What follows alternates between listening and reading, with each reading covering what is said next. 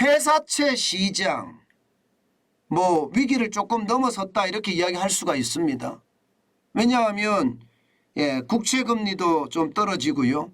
또 회사채 금리도 떨어지고 있습니다. 금리가 떨어진다는 이야기는 여러분 결국 시장에 투자자들이 나타났다. 이제는 살 사람들도 있다. 회사채만 발행하는 데만 있는 것이 아니라 투자자들도 들어왔다. 그런 이야기가 되는 거죠. 그런데 반대로 금리가 올라가고 있으면 이거는 뭘까요? 이것은요. 발행하는 사람들은 많아지고 실제로 투자하는 사람들은 줄어든다는 거예요. 그게 바로 CP라고 이야기하는 기업어음 시장에 일어나고 있습니다. 여러분 이거 한번 보세요. 이거 한번 보세요. 11월 14일 기준 기업어음 금리입니다. 5.18%예요.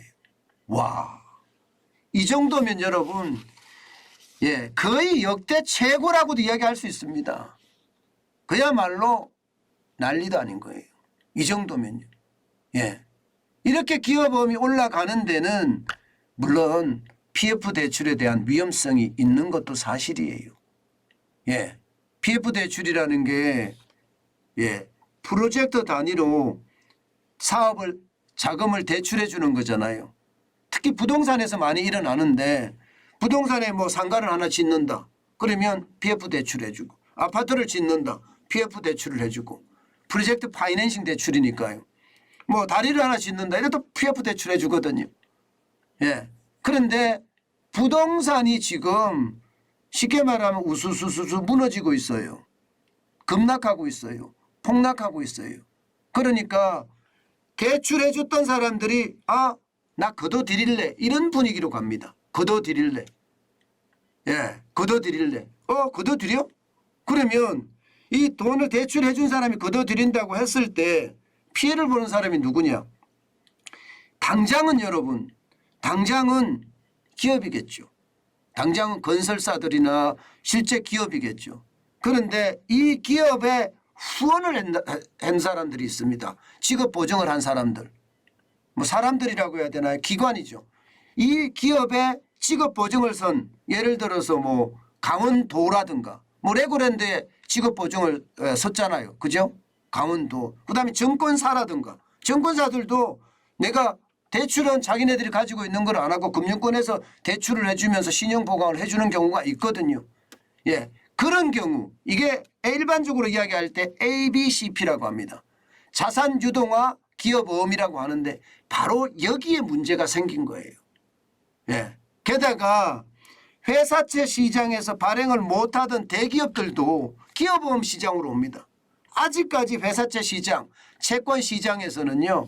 쉽게 말하면 공기업의 회사채는 팔려요. 이제 공기업 회사채는 조금씩 팔립니다. 그러나 민간기업의 회사채는 안 팔립니다. 그러니까 또 기업어음 시장으로 들어와. 그러니까 들어오는 사람은 많아졌어요. 그런데 이게 사주는 사람들은 적어지면 당연히 금리가 올라가겠죠. 당연히 금리가 올라갑니다. 내가 금리 더 줄 테니까 내가 할인해 줄 테니까 사줘 이렇게 되는가.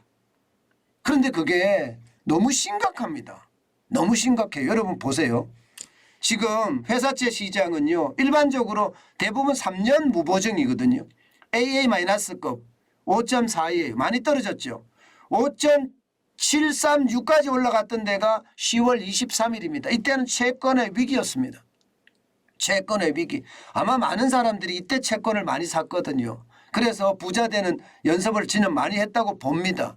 그런데 지금은 5.42까지 떨어졌으니까 뭔가 안정화로 가는 모양새죠. 국채도 마찬가지입니다. 국채도 10월 23일 날 정부가 유동성 공급 대책 50조 플러스 알파를 발표하니까 떨어지기 시작하더니 3.85까지 떨어졌습니다. 국채가 4% 넘게까지 갔거든요. 3년 만기 국채가. 그런데 CP는 보세요. CP는 안 떨어집니다. 오히려 말입니다. 지난 9월 21일에 3.15%에서 11월 14일에 5.18%까지 올라가고만 있습니다. 지금 뭔가 정부가 돈을 풀어서 돈을 엄청 풀잖아요. 정부가 돈을 엄청 풀잖아요. 178조 5천억 원.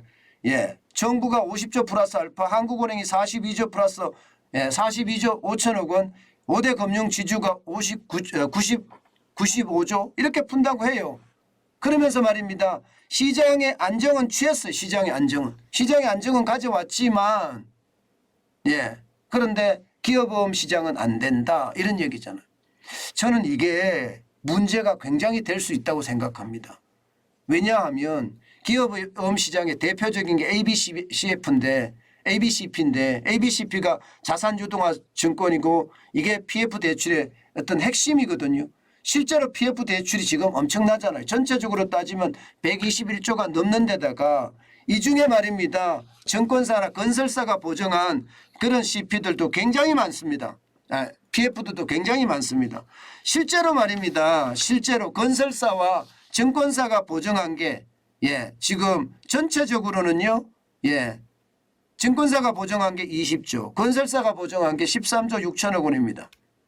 그런데 이 중에서 이게 전체를 따지면 33조 1천억 원이잖아요. 그런데 21조 8천억 원이 올해 내에 만기가 됩니다. 올해 내에 만기. 그러면 21조 8천억 원을 차환을 해서 연장을 하든가 그렇지 않으면 이게 갖고 있는 돈으로 갚아야 돼요. 그죠? 아니면 은행 대출 받아서 갚아야 돼요. 과연 이게 가능할까요? 이게 가능할까요? 금액이 21조 8천억 원이고 증권사나 건설사가 그런 돈의 능력이 힘이 있을까요? 쉽지 않아 보여요. 쉽지 않아 보여요. 정부가 당장 대책을 내놓기는 했습니다. 그래서 실제 건설사 보증물 경우에는 1조 원 정도, 증권사 보증물 정도에는 1조 8천억 정도 지금 내놓긴 했어요. 그래봤자 2조 8천억밖에 되지 않습니다. 전체 만기 돌아오는 것은 33조 6천억 원이고 올 연말까지 만기 들어올 것은 21조 8천억 원입니다. 그러면 이거를 못 버티려면 어떻게 될까요? 결국 말입니다. 증권사나 건설사가 흑자도산이 날 수도 있다는 이야기가 되는 겁니다. 지금까지는 뭔가 정부가 잘 맞춰간다. 잘 맞춰간다 이야기는 하지만 이것은요. 일반 회사나 대기업에 대한 이야기고 증권사나 건설사 입장에서는 PF 대출의 어떤 충격이 앞으로도 한동안은 갈 수밖에 없다. 이게 결국 12월에 줄도사는 이야기라는 이야기가 바로 여기에서 나오는 겁니다. 물론 정부가 대책을 잘 쓰면 줄도사는 안 나겠지요. 그러나 지금까지 어떤 분위기로 봐서는요. 증권사는 감당하기 쉽지 않아 보이고요. 건설사는 이미 지방 중소건설사부터 지금 폐업을 하기 시작한 것을 보면 아마 12월이 끝나고 내년 초가 되면 진짜로 기업들이 줄폐업할 수 있는 그런 상황이 오지 않겠느냐 그런 예측까지 지금은 해봅니다. 여러분 요즘 같을 때는요. 진짜 투자 위험합니다. 지금 정부가 엄청난 노력을 하면서 막아가고는 있으나 채권 위기는 아직 끝나지 않았다. 이 채권 위기는 언제 다시 전체 시장으로 불붙을지 모른다. 이게 현재까지의 진단입니다. 그만큼 말입니다. 시장의 분위기는 더 공포스럽다. 이렇게 이야기할 수 있습니다. 이럴 때는 투자를 중단하고 지켜보는 것이 가장 좋고요. 특히 현금화가 될 수 있으면 빨리빨리 현금화를 시키는 것이 더 중요하지 않을까 저는 그렇게 생각합니다.